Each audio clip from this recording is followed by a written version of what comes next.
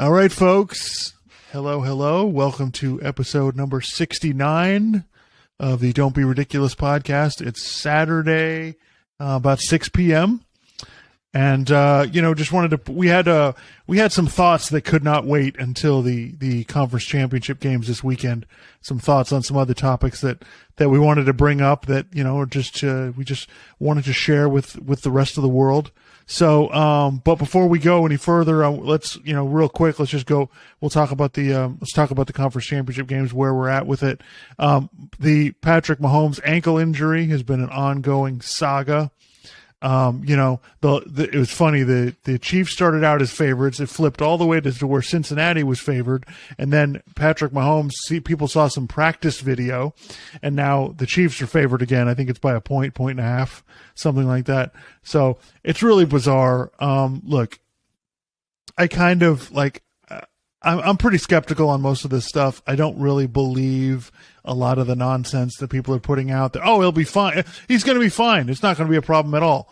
I don't really buy that. Now I never said that I thought the Chiefs couldn't win the game with Patrick Mahomes being injured. I'm not, that was not a take that I had. I would have picked the Bengals to beat the Chiefs anyway. But I do feel that it is an issue. I think people are kind of underplaying it at this point and acting like it's no big deal. I think is really foolish.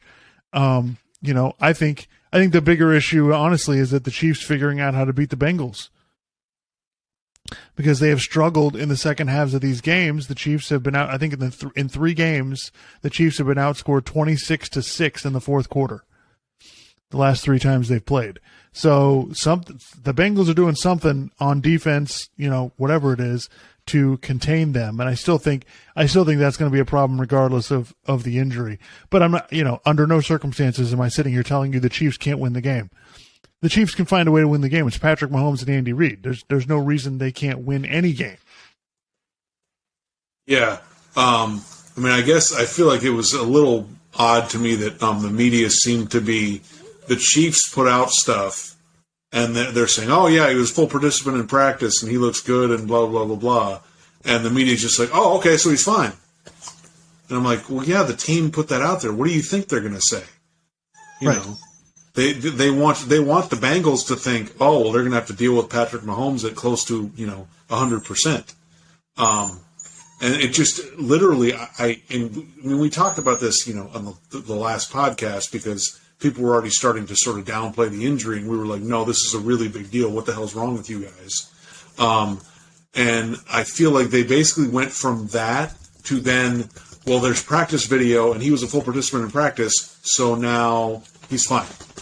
He's totally fine, And it just, it's one of those things that it's endlessly frustrating. The sports media is endlessly frustrating to me, because they constantly do this kind of stuff.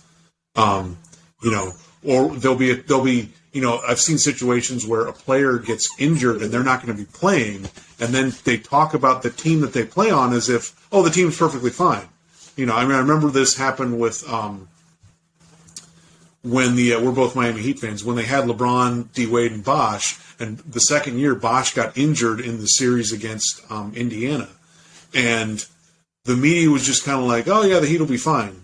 And I think you and I and some other people were like, no, this is a really big deal. And it was a really big deal. It took them a while to kind of figure things out, and they needed him back. And even the coach said when he came back, we need him back. And I think the media constantly does, again, and that was, 11 years ago. The media constantly does this kind of stuff where they downplay stuff to a point that's a little bit, weird. I don't know. But like we said on the last podcast, the Chiefs could still win the game even with Patrick Mahomes hobbled a little bit. I just think it plays right to, Cincinnati, because now it's like where the quarterback's going to be. So if you can get a pass rush on him or just keep him in the pocket, I think you've got an advantage. They had he's one of the physical therapists or trainers that used to work with the Jacksonville Jaguars. They had him on the Dan Patrick Show.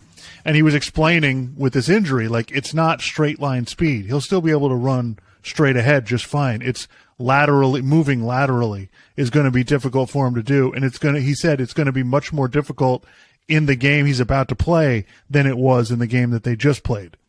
He also said that they can't shoot it.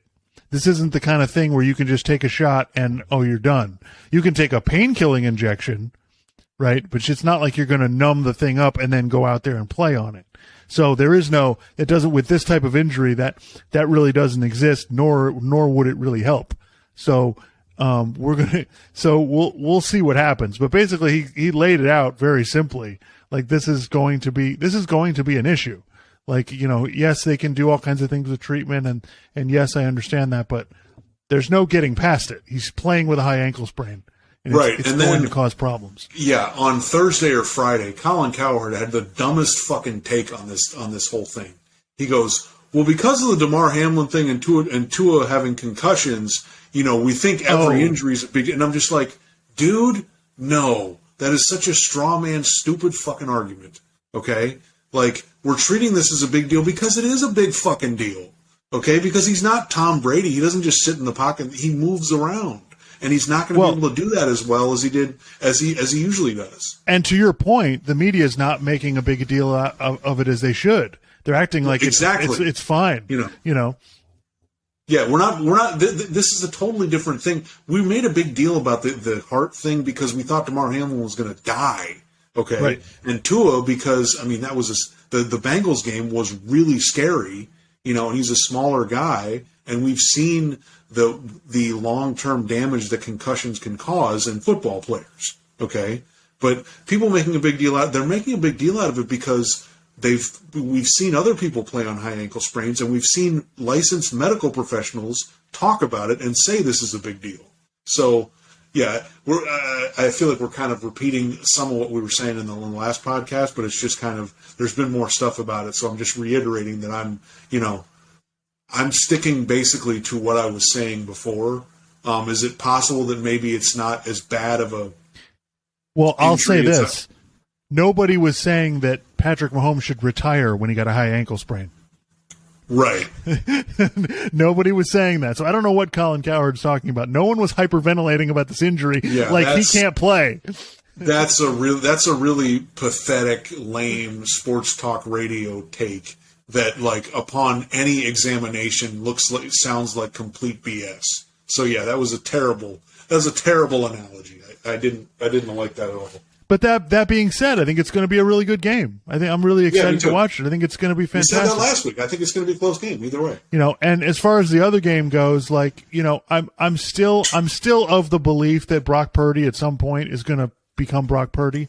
He's going to be a rookie 7th round draft pick, and because I don't think he did that much in the Dallas game, and I don't think he's going to do a lot in this game. So he didn't do very much in the Dallas game. Everybody, I love how people are talking. Like, did you watch that game? The 49ers couldn't really do anything. They made a few plays here and there, and the Cowboys, Dak Prescott did what he does in big games. He screwed up. So, yeah, I just trust Philadelphia in this game at home to do what they do, and I trust them having a better chance to make some big plays. And but there is concern on both sides. Like, the Philadelphia hasn't played a defense anything like. If you look at the Eagles' schedule this year, it was pretty light, and they haven't played anybody like the 49ers. The 49ers have also not played. The Cowboys are pretty close to the Eagles' defense, but it's still not the same. The Eagles have more overall talent, more good players, and I think both teams are going to struggle. If you're asking me to pick somebody, I'm taking the Eagles. I trust them more than I trust the 49ers to get this done. And I think it'll be similar to last year's NFC Championship. I think the 49ers may even have the lead at some point, but I think at some point, Brock Purdy's going to come down to earth, and he's going to be asked to try to do stuff. And I think the Eagles that's what their game plan is going to be. We're going to stop the run. We're going to make the quarterback try to beat us. Yeah. And I don't think you should feel that confident that he's going to be able to do that because they haven't had to ask him to do that, which again, that's the one flaw with San Francisco because, their roster's loaded, but at a certain point you need your quarterback to go out there and win the game. And unfortunately this whole with Kyle Shanahan, they haven't really ever had that, Jimmy Garoppolo has had some 2-minute drives late in games, but beyond that, that Super Bowl against the Chiefs, I mean, you needed like 2 or 3 throws from Garoppolo, and they probably win the game. So, and I don't think Purdy and maybe he'll get better, but I mean, he was a 7th round pick for a reason. He's only played a handful of games, So we'll see. Yeah, I definitely agree with that. And you've seen the Cowboys and the Seahawks, who the 49ers have played in the playoffs, make big plays in the passing game. And I think the Eagles are better at doing that than those other two teams are. And I think, I think the Eagles will come out and throw the ball and try to get the lead. I think they'll come out, be aggressive the same way they played against the Giants, try to get the lead. And then once they get the lead, just, let their athletes go after it. So we talked about this last week, and I'm not changing my pick or anything. I mean, we both think it's going to be the Eagles and the Bengals. So yeah, the only thing that worries me is that seems to be everybody else's pick too. So everybody. Yeah, I am a little concerned. The Chiefs have lost to the Bengals, the last few times. So you think it's hard to just keep beating a team again and again and again. So that concerns me a little bit. But like I said, I think they're going to be close games. So I could see either team winning.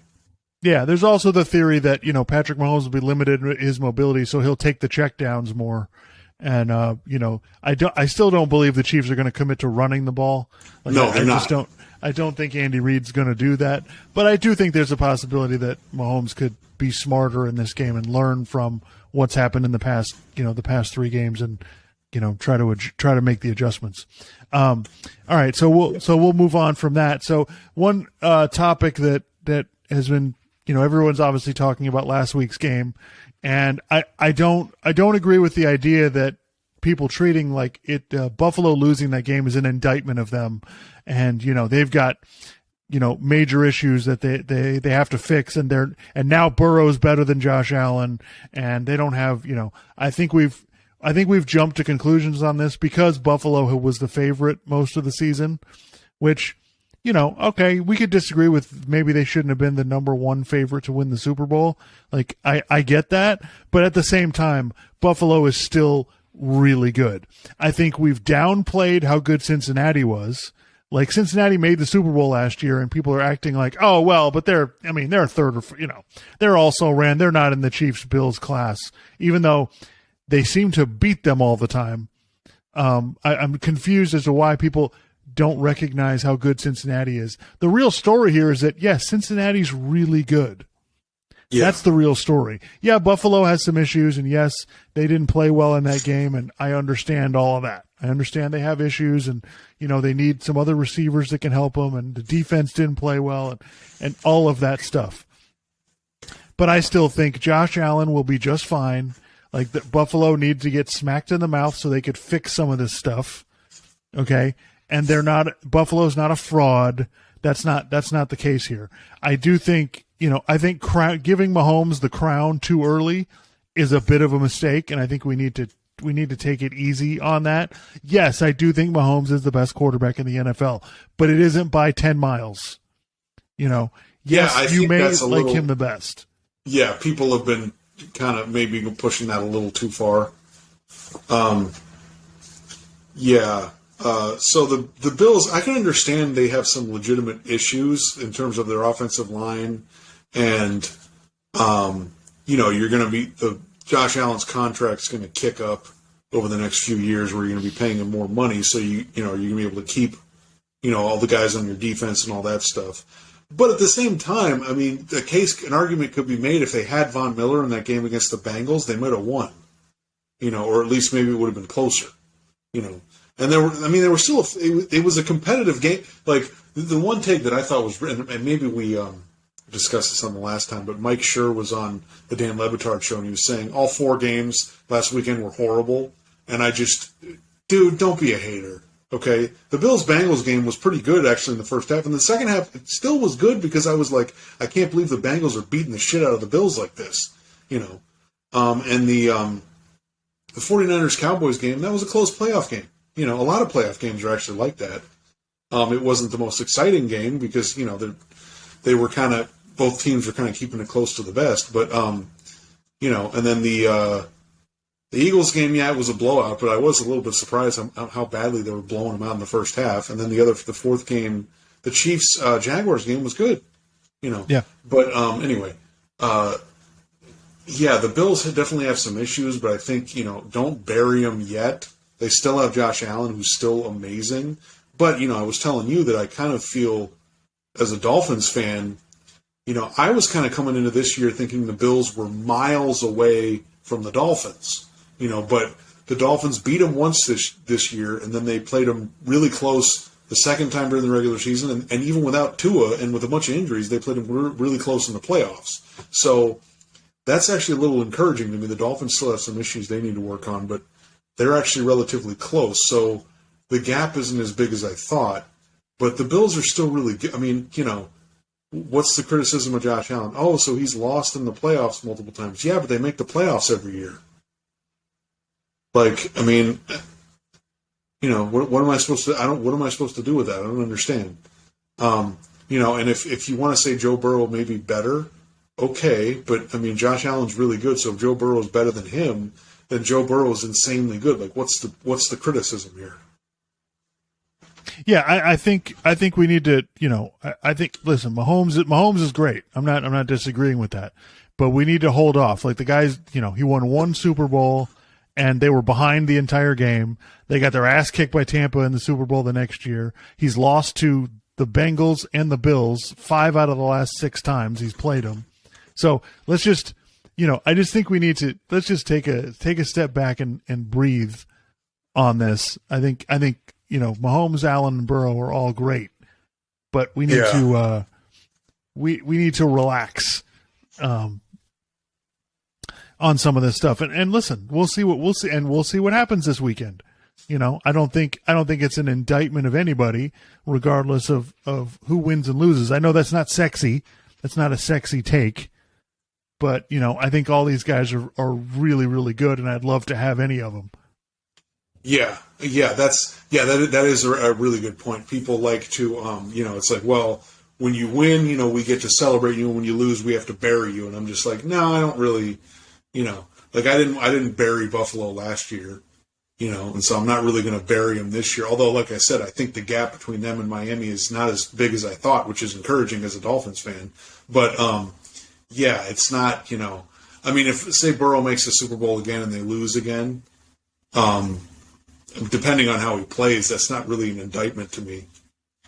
I mean, because if he loses in the Super Bowl again, then that'll be his playoff record is, what is it, 4-8, so that's 8 games, 2 losses, so he'd be 6-2 in the playoffs with 2 wins over the Chiefs and 1 win over the Bills. So, right. I'm supposed to crush the guy for that. Like, you're not guaranteed to win a Super Bowl. It doesn't matter. It doesn't matter if you're really good. Like you're winning the Super Bowl is really hard, and there's a lot that goes into a lot of it's luck and timing and who your opponent is. So I'm not really going to. Well, and in the Buffalo-Cincinnati game, if the quarterback switch teams, Cincinnati still wins the game. So I mean, it's like we're ignoring the fact that Cincinnati's really good. Like I know they're not sexy like the Chiefs and the Bills are. I get it, but they've proven that right now. I mean, we'll see what happens this weekend, but so far, Cincinnati's the better team. Yeah, I think the deal is that basically Mahomes is like, you watch him and you're like, wow. And Josh Allen is so big, he just runs people over, and his arm strength is ridiculous, right? Joe Burrow doesn't really have any of that. Joe Burrow just kind of goes out there, and it's kind of, I mean, I'm searching for comparisons here. It's just kind of like Joe Montana. Like, you watch him throw, it just looks easy when he throws the ball down the field. It just looks, he's got some. He doesn't have unbelievable mobility, but he's got enough, And he just, and then you look at his stat line, and you're like, his stat line, he was solid, he was good, fine, but it doesn't blow you away. So I think people just get kind of like, yeah, they're good, but but it doesn't really matter. Like taken as a whole, their whole team is just really good, And Burrow is, just solid the whole time. Yeah, and I looked this up. I think Burrow last year, like including the playoffs, was sacked like 71 times, and this year it was like 40. So they basically cut his sacks in half, and a lot of that was early in the season, new offensive line, and remember Burrow had just come off the appendicitis surgery. So a lot of that was because the first 4 or 5 games of the season, they were really struggling. But since then, they've been really good at protecting the quarterback. So my criticism of, Zach Taylor, the Bengals coach, who I really didn't, I thought he was really suspect the first couple of years. They've fixed, not completely, but they've done a great job of dealing with the issues that they have and improving upon it. So you got to give, I think we could, slice this up by just saying, the Bengals are really good. Yeah. Other NFL news. So the Jets have decided that their offensive coordinator needed to take the fall for their pathetic quarterback play. And they've decided they fired Mike LaFleur, who, by the way, got hired 5 minutes later by the Rams. So that should tell you something, that he gets hired by the Rams and Sean McVay. So that should tell you what this guy is capable of, I would think. Right. So then they hired Nathaniel Hackett, recently fired by the Denver Broncos, as their head coach. The Jets bring him in as their offensive coordinator. Clark, your thoughts? Okay. I will admit that this is basically my initial reaction to it, and I could be way off. Okay.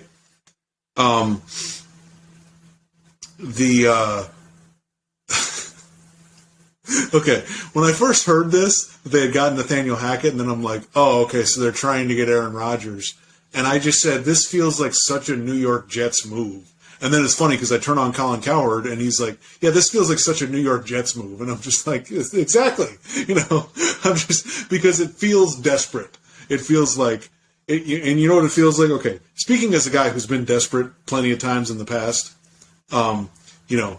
desperate guys, like, they kind of feel like, all right, well, if I buy her this, she'll like me. If I take her here, she'll like me. If I say this to her, she's going to like me.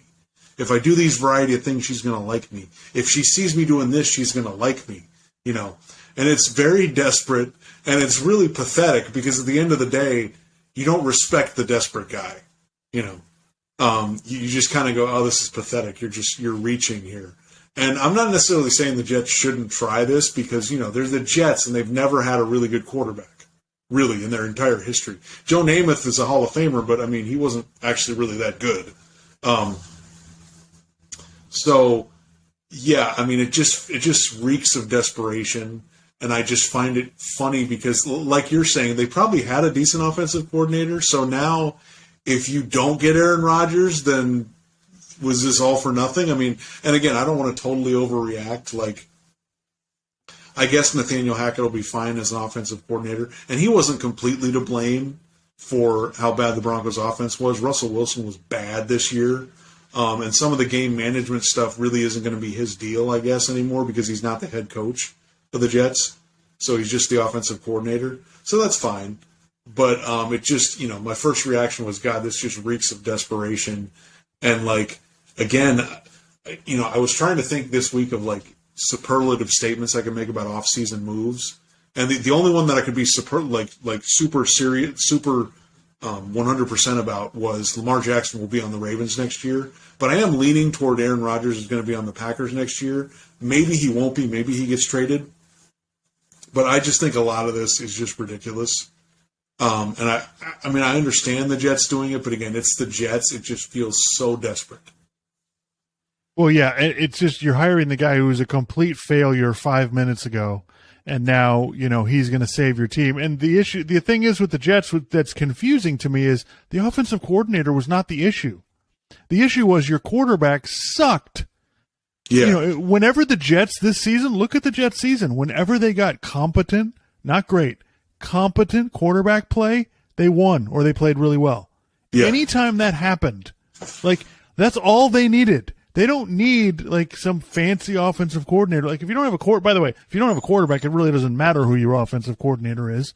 But, that was the problem. And then they fired Mike LaFleur, which, again, you're blaming somebody's got to take the fall for the fact that you fell apart this season, and heaven forbid the head coach take any of the blame.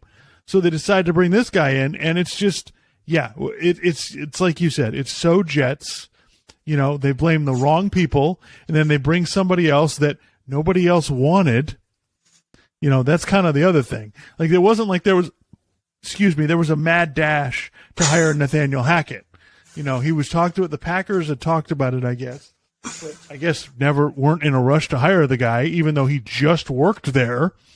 So, you know, it's a perfect Jets move. And we were talking on the phone earlier, like, you know, as a Dolphins fan, it concerns me, boy, if the Jets get a quarterback. But then you go back and think, well, wait a minute, why would the Jets do anything right? You know, why would I be worried about the Jets getting anything right? They never do that. It'd be completely out of character for them to do that. And I can't imagine Aaron Rodgers playing for the Jets. Like, I'm not going to totally rule it out, but I just kind of feel like, you know, just think about it from the Packers' perspective. Why are you going to trade it for what? You're going to get a couple first-round picks, and then you got Jordan Love as your – like, you almost made the playoffs this year. Aaron Rodgers seemed to be kind of working things out with those young receivers. And also, you know, who said this? Was it Carson Palmer? Someone was on Colin Cowherd yesterday talking about this and saying, why would Aaron Rodgers want to start over with other young receivers that he has to work with and figure things out with? Where it seems like in Green Bay they're starting to figure things out with the young receivers that they drafted. So, yeah, I just don't, you know. And the other thing is, it's like, because there's a vacuum, you know, because Aaron Rodgers isn't saying anything, he's probably out dating whoever he's dating and, you know, probably out on a beach somewhere just chilling out, not giving a shit about any of this. You know, people just decide that they have to fill in the blanks somehow. They have to say, oh, well, it means this and this and this and this. But, you know,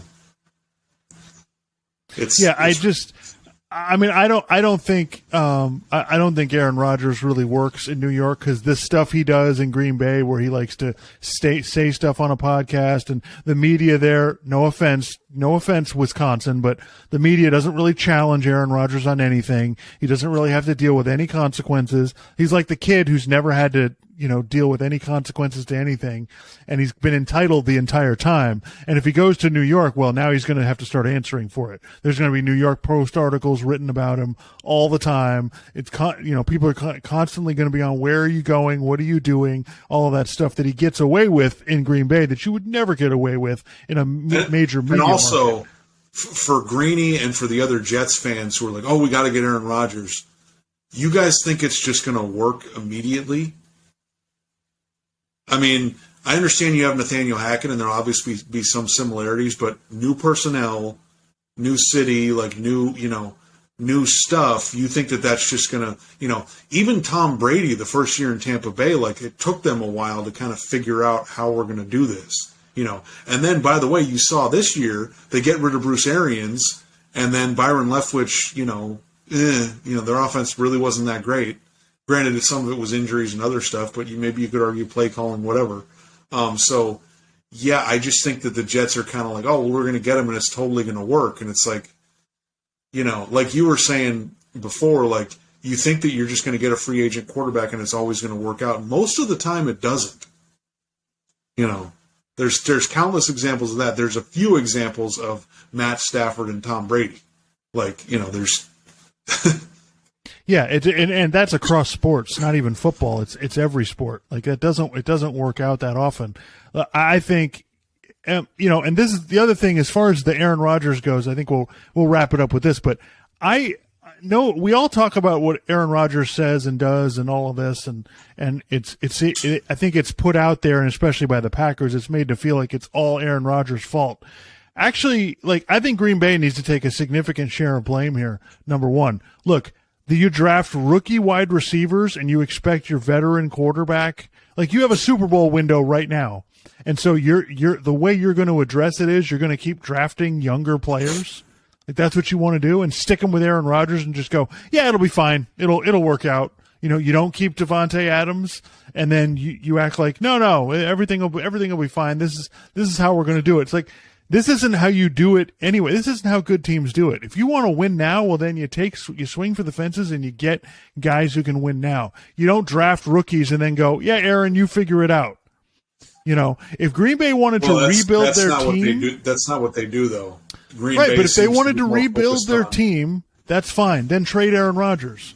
Like, if this is what you want, you can't, like, the Aaron Rodgers shouldn't be. Now, look, I think Aaron Rodgers is a bit of a prima donna. I get it. But he also shouldn't be asked to deal with this stuff when he's almost 40 years old. Like, I don't know what you're doing that you think this stuff is a good idea.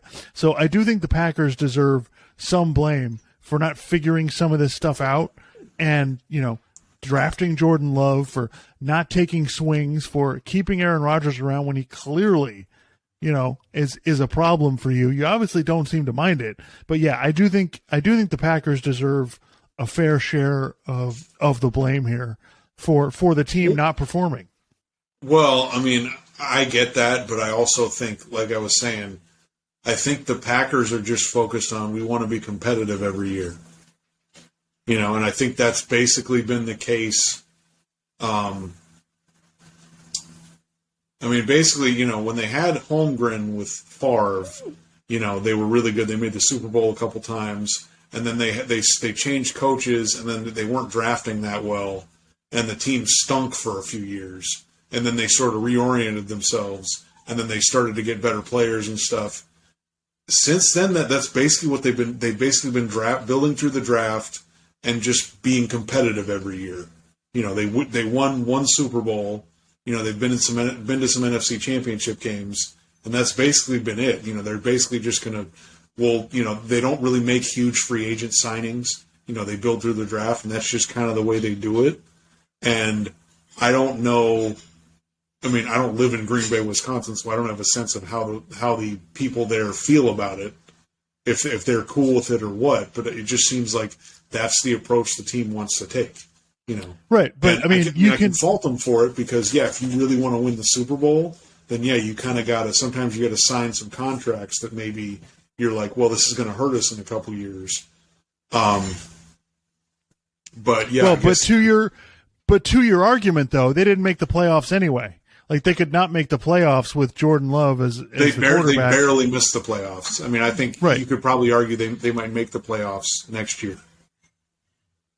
Yeah, so I just think the Packers, like, they'd actually have a better team if they traded Aaron Rodgers and use some of those draft picks, to get guys that could really help their team right now. So yes, I do think ultimately it's up to Aaron Rodgers, but I do think the Packers have some culpability when it comes to that. Yeah, no, I understand that. Yeah, I get that. So do you have any other NFL topics you wanted to talk about? I'm trying to think if there was anything else going on. No, okay. Just real quick, let's go through some of the other, like, quarterback potential off-season drama or moves or whatever. So, okay. Derek Carr, I have no idea what's going to happen. He's not going to be in Las Vegas anymore, but I don't know where he's going to go. And I think it's really going to, in terms of him being successful wherever he goes, it's going to depend on what's around him. Because if you put him into a bad situation, I don't think he's going to be that good. Who else? Brady. I have no idea where he's going to go. I think he's probably going to keep playing. I could see him being on the Dolphins if Stephen Ross wants to do that, but I really don't know, and I'm not going to make any statements one way or the other. And who else? Lamar Jackson is going to be in Baltimore next year, whether they get a long-term deal or they franchise him. So stop including him in all these. He's going to go here. He's going to go to Miami. He's going to go to this. Stop it. It's not happening. He's going to be in Baltimore again. Okay? And then I'm trying to think beyond that. I don't think there were any big, like Jimmy Garoppolo. I don't know. I mean, the 49ers could conceivably re-sign him. I mean, why not? At this point, because he's not going to cost that much money. So, some of this stuff may end up being a lot less interesting than people really think. I think people they just get excited about the move and not necessarily, well, how is this going to work? Yeah, and that's something else. The 49er situation, I think people are trying to make this a story the whole week. Well, what are they going to do with their quarterback? As if the 49ers have this tremendous wealth of options at quarterback. They have Brock Purdy, who's now played, I think this will be his 8th game. Okay, they have Trey Lance, who's played 3 games. and that's it. So it's not like, oh, there's this huge quarterback controversy in San Francisco. They don't really have anybody to talk that much about anyway. Like, they could bring back Brock Purdy next year if they want to. Sure, why not? But it's not like, he's on a rookie contract. They're not paying him anything. They're not paying Trey Lance anything. Right. So it's not like they don't have a wealth of options here. So it's not real complicated, guys. It's not like there's this, oh wow, what's going to happen? It's going to be really fascinating. Neither one of these guys has proven anything. So just, it'll be Trey Lance or Brock Purdy probably. Might they open the door? Might they, I think San Francisco will be in on a lot of moves as far as talking about it, but I don't know that they'll necessarily make one. Did you want to talk about the Tua thing, him still being in concussion protocol? Just briefly. I mean, what's to say? I mean, the Dolphins quarterback is still recovering from his concussions, plural. It sounds like he's still like, even if the Dolphins were playing this weekend, he still wouldn't be able to play. Yeah. So, I don't know what I can't understand how you can continue. I just don't understand how Chris Greer, the Dolphins general manager, can look at people with a straight face and say, this is our guy. I mean, come on, man. I mean, listen, I think he's kind of boxed himself into a corner and he has to. Yeah, but don't pee on my leg and tell me it's raining. Like, come on, man. Like get out of here. Like it's ridiculous. I just, we'll see what happens. Like I said, Tua may be the only option they have. They may not have access to anybody else. Who knows? Think? I mean, they're not gonna get a really expensive backup quarterback, but I mean, they shouldn't have Teddy Bridgewater anymore because I mean he can't play either. He can't stay healthy. I don't know who else they're going to get, but Yeah, that's actually probably more important. Like if they can't get Derek Carr or Tom Brady, like they need to figure out somebody who can be the backup quarterback who can play, because it's clear the backup quarterback in Miami is going to be playing several games. I don't know what the contract situation is. Could they get Andy Dalton or something? And I know people are going to laugh. What are you talking about? I'm like, dude, if it's just a few games and I just need him to make throws over the middle of the field, Andy Dalton could do that. And if they can run the ball, they could still be competitive. I don't know if he's available. Yeah, can he play 2 games and not get hurt? I mean, probably, that's what the bar is. That's what they need in the backup. Just give me a guy who's not as brittle as Teddy Bridgewater, who can just play and just be competent, in the games where Tua can't play, because they have enough talent, and if they're running the ball well, they could be fine, So, yeah, I think to be honest, that's probably the most interesting move the Dolphins. I mean, if they were to get Tom Brady, then that becomes way more interesting. But beyond that, I mean, getting a good backup quarterback and shoring up their offensive line is probably the best moves they can make this offseason. Yeah. Yeah. So listen, I did want to point out just the thing you were saying about, so Tua's still in concussion protocol. So does that mean that the NFL's whole concussion protocol thing is just a load of BS?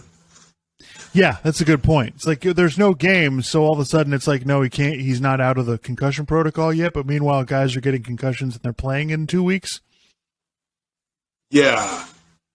So when the NFL tries to act like they're doing more than they did in like the 80s and earlier than that, like way more. But that's not really saying anything because they weren't doing anything back then. This time now they seem to be doing something, but it's also at the point where you're like, well, if you were really taking this seriously, and we've talked about this before, if you were really taking this seriously, then like when Tua got the concussion against Cincinnati, he probably wouldn't have played at all the rest of the season. Like, right. So yeah, so we'll see. The saga continues, but I'm going to continue my distrust of the NFL, if that's okay with everybody. I'm going to go ahead and continue to not think the NFL's got it all together. Right. Any other football topics before I jump to my my NBA? I'm trying to think if there was anything. I think that pretty much covers it, right? I don't think there was anything. There's nothing to do with the draft yet or anything. And then there's just right now we're just in off-season speculation. Did you think anything about the Panthers hiring Frank Reich? I mean, it's I think it's interesting. He took a job that doesn't have a quarterback. Again. So I think that makes it kind of although granted when he took the Colts job they had Andrew Luck, but I think it's interesting he took that job and it's like we'll see what it is. I don't think Carolina's a bad job because they have some pieces there. The defense is pretty good. They got a receiver. They got they have some stuff you can use. So I think it's an interesting hire. And that division, Tom Brady's probably going to leave. That division's bad. I mean, so it's actually kind of funny. He went from one of the worst divisions in the league to one of the other worst divisions in the league. So I think we'll see how that works out. It's interesting. Sean Payton hasn't been hired yet, or hasn't taken one of these jobs. So we'll see how that goes. Yeah, maybe he just doesn't like him yet. He doesn't like him that much, or he doesn't like what's. Maybe he thinks Colin Cowherd's been saying he thinks that Russell Wilson is washed, which he might be, and that may be obviously deterring Sean Payton from going there. But who knows? There's so many different there's so many different things where like I think that we as fans think that we know what these coaches and players want when they are a free agent and they go somewhere else. And a lot of times it's not really what you think. A lot of times it comes down to, well, I know this guy, or I want this power and this place gives me this power. Or, because a lot of people didn't think, they were like, why would Peyton Manning go to Denver? Like some people were talking about it a little bit, but they were a little surprised. Why wouldn't he go to San Francisco or these other places? And it's like, well, John Elway was in one place and he liked this and this and this. And so it's, there's a lot of little things that maybe fans don't really factor in when they're thinking about, well, what decision should this coach make about if he's going to be the coach of this team? So I don't know. Wherever he goes, it could potentially be a really big deal. He could really turn a team into a really good team, potentially, depending on what they have there. But, at this point, it's all just kind of speculation. Yeah. Yeah. So, all right. So we'll move on from football. So this issue I've been having lately, the past couple of weeks, as far as relating to the NBA, and listen. I understand the NBA regular season is it's really useless. Like you can't. It's really hard, especially at this point in the season before the All-Star break. It's tough to grab a lot from the regular season and try to extrapolate it out to the playoffs. But I think the Golden State Warriors are just being given carte blanche that, oh, well, they'll figure it out and they're going to win the title. And, that's just the way it is. The Golden State Warriors right now are 25-24. They're 6-18 on the road. They have a negative point differential, just barely, but it's still a negative point differential. Okay. So it's not like, oh, they've been playing well. They've just been, losing close games. No, they've been pretty average. Right now they're 7th in the West. So listen, do I think 7 Golden through State 10 is the play-in tournament, right? Right. Yeah. So, it's not that I don't think Golden State is a great team. Yes, they won the championship last year. Yes, I get it. I understand that. But the young players that they've got, Kuminga, Moody, Wiseman's not even playing, in games right now. They had to send him to the G League at one point. They lost Gary Payton and Otto Porter, who were a big part of their team last year. So that right now they're not a really deep team. Like, you're depending on these guys to really produce at a really high level for them to win games. So I just think it's kind of ridiculous to just act like, oh, well, they'll be fine. They'll turn it on in the playoffs and they're just going to, they're going to roll through people. Like I'm listening to Colin Cowherd going, Denver doesn't match up with them. Memphis doesn't match up with them. Like, what are you talking about? Like, I feel that people this is not just to cram in my love for the Denver Nuggets, my feeling on that. This is to point out that we shouldn't be just handing them things, okay? Jokic in Denver gave Golden State all they could handle, and he didn't have Jamal Murray or Michael Porter Jr.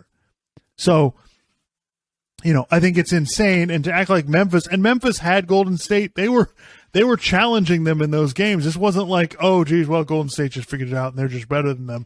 No, Memphis was giving them everything they could handle. So I don't think this is a pushover. I don't think this is, the Golden State Warriors they'll just go on and win the championship. I know they beat the Celtics last week and everybody went crazy about that. I understand they can put it together for a game. I get it. and I'm not saying they're done. I'm not saying they don't have any chance, but I'm just saying we shouldn't sleep on the teams that they're going to have to go through. Okay, Jokic and Jamal Murray together is a tough team to beat. This is not a joke. So let's just hold on. Let's see how it goes. I'm willing to be patient with it, but this isn't the same Warriors team as last year. Yeah. Well, it's like I said last year. Their championship window was last year and this year, and I might have been wrong. Maybe the championship window is closed because, I was saying, I'm like, oh, so you guys are going to be led by all these young players? Really?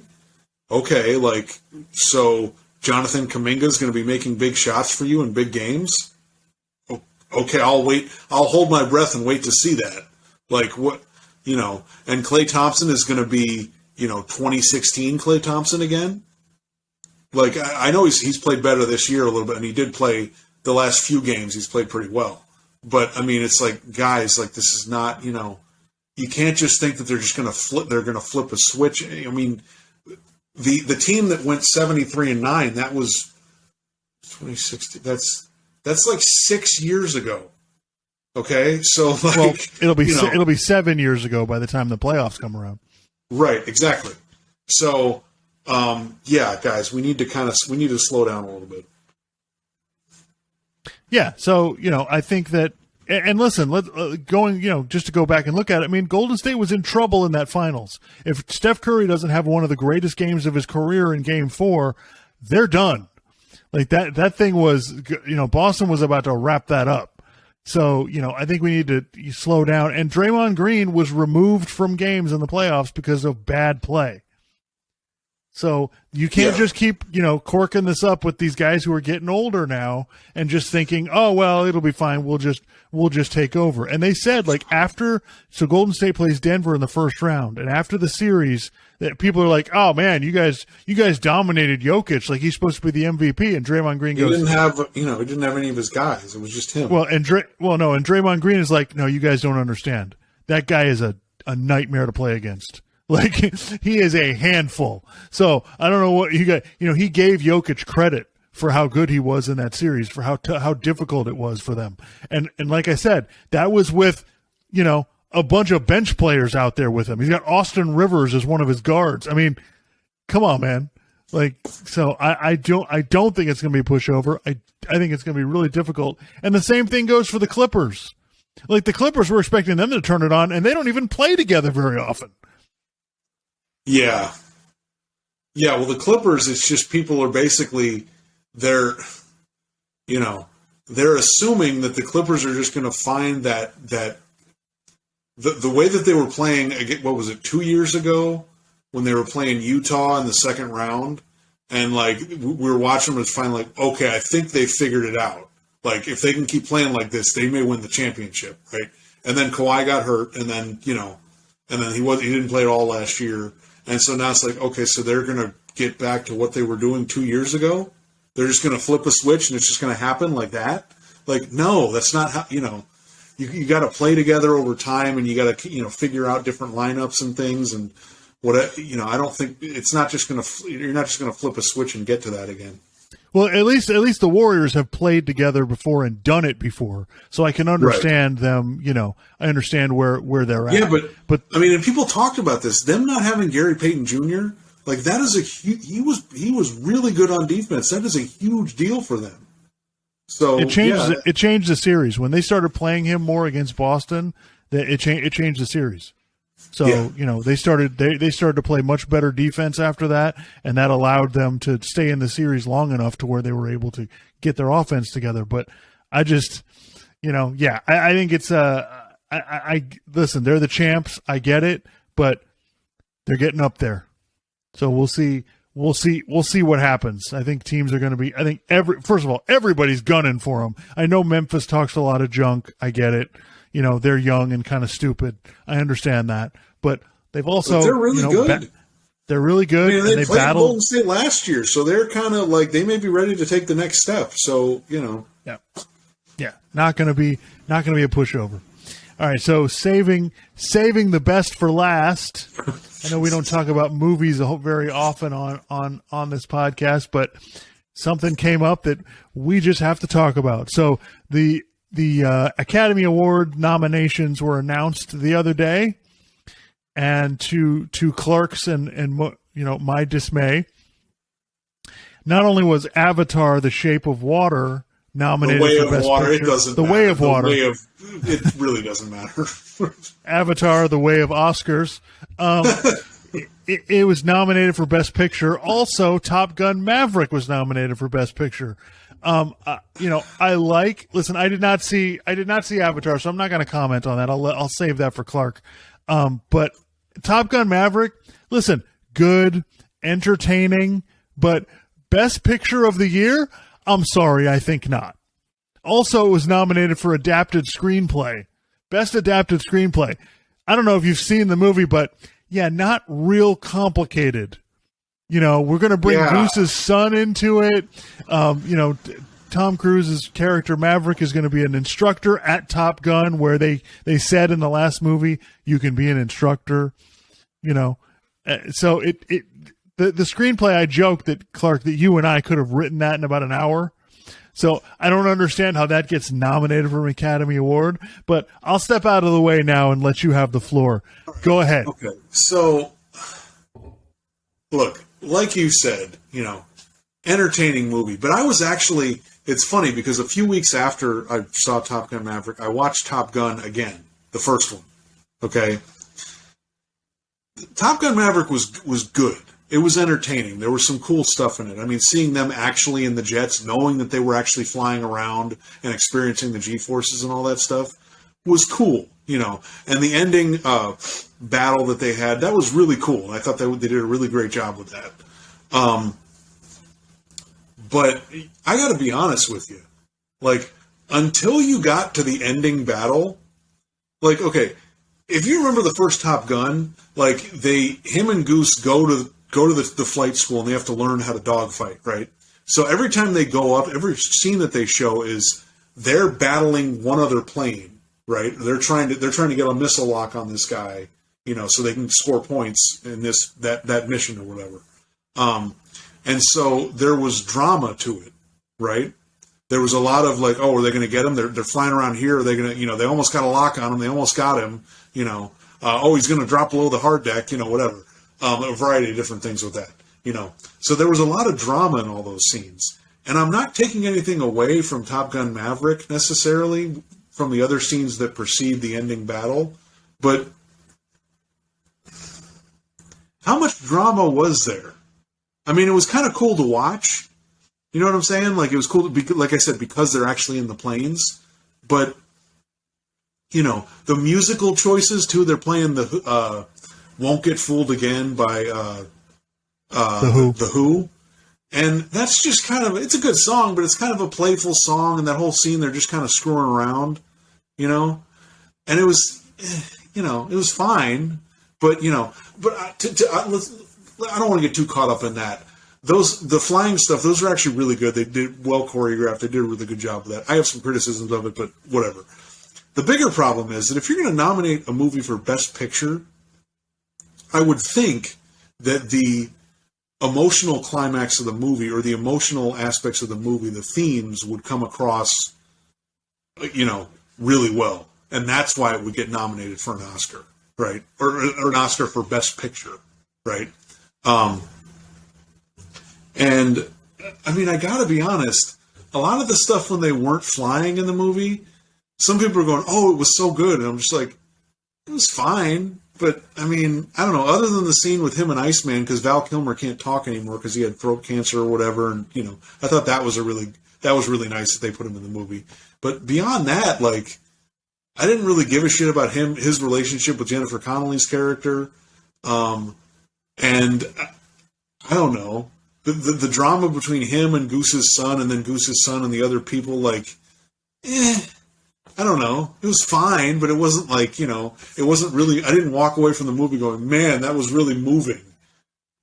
Well, and they don't the really. First movie was almost more moving than that. I mean, yeah, absolutely. They don't really go into it. Like, they don't really spend a whole lot of time on, hey, you did this, or this is why this is how our relationship got here. It's not deep character development. They actually do more of that in the first one. Right. Because if you go back to the first one, it's like him and Goose are like really good buddies, and like Maverick kind of screws around a little bit, and Goose is like, "Hey, I got a family. Quit screwing around." He's like, "All right, I won't screw this up. I'm sorry, whatever." And then his friend dies, and he has to deal with that whole thing, and like, yeah, that's almost more interesting than what they did in the second movie. So suffice it to say that I'm just like, come on, that can't be the best picture, really, And I'm trying to think. Did I talk about Avatar, the second Avatar movie, on this podcast? I think I did. Maybe you did once, but there's plenty of space now here for it. I don't know. Look, I'm not going to see the movie. I refuse to see the movie. I'm not going to see any of the sequels. Okay, I saw the first one. So you're just a hater. Yeah, I'm just a hater. So I saw the first one and I fucking hated it, and I really didn't care. And matter of fact, I was watching. They had like an honest trailer on YouTube, or like an everything wrong with Avatar or whatever. And I'm watching, and they're showing clips from the movie, and I'm just watching them, and it's just reconfirming everything I originally thought about the movie. I'm like, the writing is terrible. Everything looks fake. Like, it's just not that entertaining. I don't give a shit about anything that's going on. So, I mean, look, I guess it was a really popular movie. It's made a ton of money, much to my chagrin. But I just, can we not encourage James Cameron, please? Can we not, can we just tell this guy to fuck off, or make something more interesting? Yeah, I think it's fine. No, listen, it's fine. He wants to make the movie. Go ahead. Like, I don't care. To each his own. I have no problem with somebody going out there and trying to make money off of it. But when the Academy Awards have now become a joke also, which you could argue they've been a joke for a while, but when they become a joke also by nominating movies for Best Picture, then, I mean, come on. Where are our standards? Like, that's what I'm saying. Like, it's fine, but don't nominate it for an Academy Award. What are you doing? I'll say this.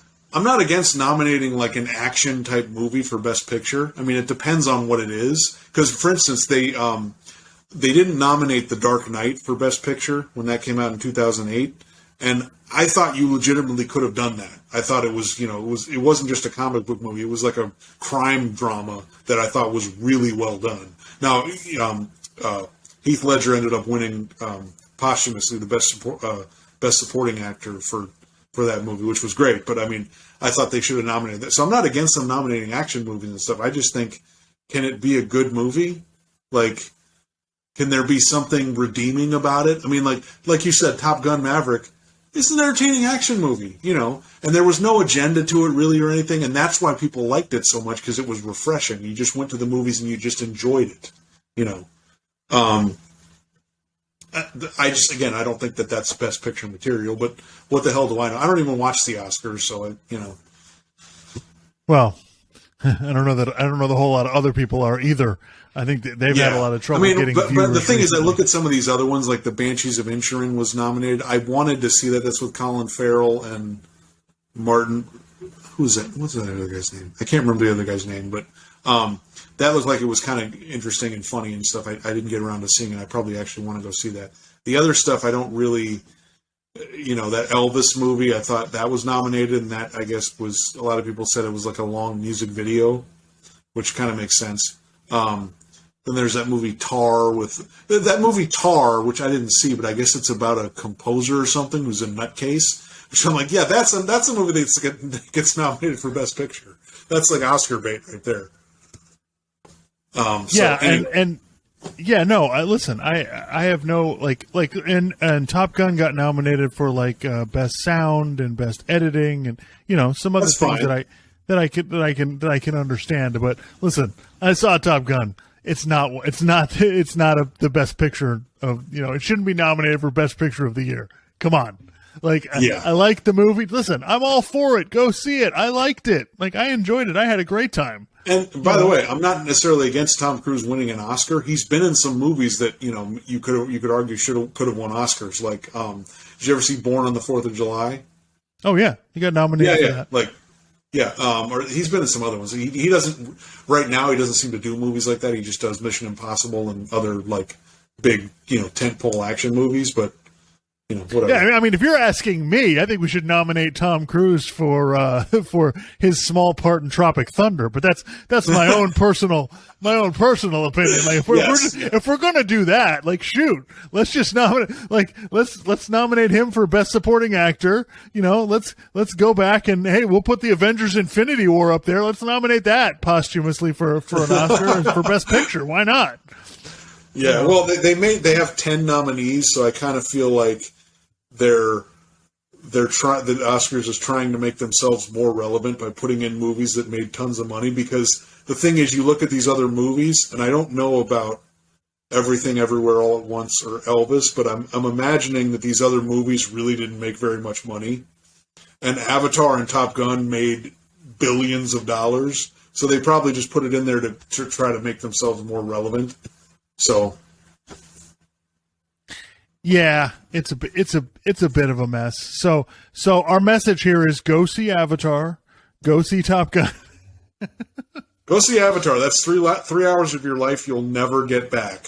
Okay, and tell us and then see Top Gun, and then make sure you tell us which dialogue is cheesier, which screenplay you think you could have written. Yeah, I mean, look, you don't even need to pay money to see Avatar. Do you have an Xbox? Do you have a PlayStation 5 or whatever? Just play one of those video games. Okay, that's what it is. That's literally the whole damn movie. Okay, I haven't seen it, but I imagine from what I've read about it and clips I've seen of it, that's probably the whole fucking movie. Just do still a hater, Clark. Just anti CGI, anti technology, anti fun. I'm not anti CGI. It's got to be good CGI. So yeah, it was funny. So when I heard that about Top Gun being nominated, I knew this would drive Clark nuts. So that's why I texted him immediately, like, "Hey, it got nominated for this and this and this and this," and he's like, "What?" I knew that would set him off. So yeah, I'm glad we had a chance to talk about it. And when Avatar wins Best Picture, Clark, we'll come on here and we'll talk about it again. Oh God. Ugh. When Avatar wins and hell freezes over and it's the end of the world, then yeah, we'll come back on here. But yeah, so we'll be back on.